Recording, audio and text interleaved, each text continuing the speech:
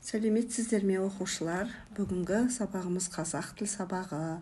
Қазақ тіл сабағында біз тақырыбы көмектес септік. Ал оқу мақсатымыз болса, көмектес септіктің жалғауын білетін боламыз бүгін, және өз пікіріңді дәлелдей алатын боласың. Неке осы көмектес септігінің ережесін, жалғауларын бүгінгі сабақта жақсы үйреніп алып, осыған байланысты жаттығулар орындайтын боламыз.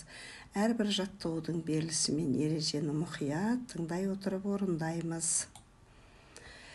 Бүгінгі сабақта мәтін бойынша шешім табуға бағытталған сұрақтар құрастырасың, және септік жалғауының қалай жалғанатынын білетін боласың.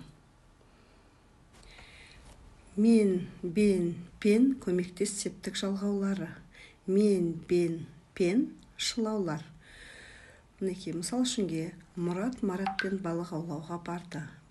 Маратпен дегенде, Марат атау септігіндегі сөзге пен деген көмектес септігінің жалғауы жалғанып, көмектес септігіндегі септелген сөз пайда болды.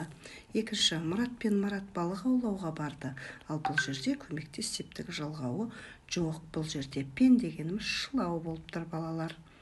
Енді осы көмектес септікке байланысты ережені айтамыз. Ережемізде көмектес септіктегі зат есімдер кіммен, немен, кімдермен, нелермен деген сұрақтарға жауап береді. Көмектес септігі атау септікке мен, бен, пен жалғаулары жалғану арқылы жасалады.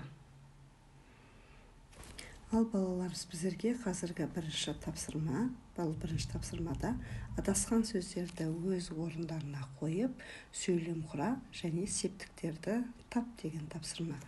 Олай болса, біздер 1, 2, 3, 4, осы 4 тапсырманы орындап табатын боламыз.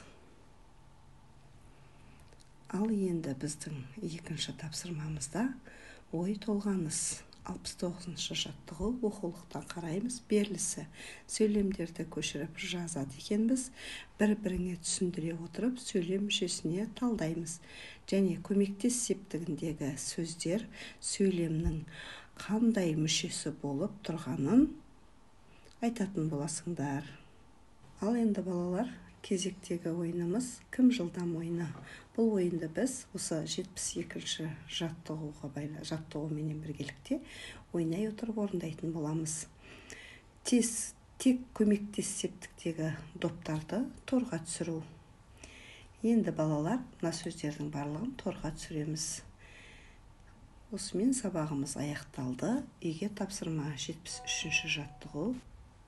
Ал балалар, бүгін сабақта қорытындылайтын болсақ, көмектес септік жалғауларын біліп алдық. Мен, бен, пен жалғаулар екен, және сөйлем ішінен көмектес септікті анықтадыңдар.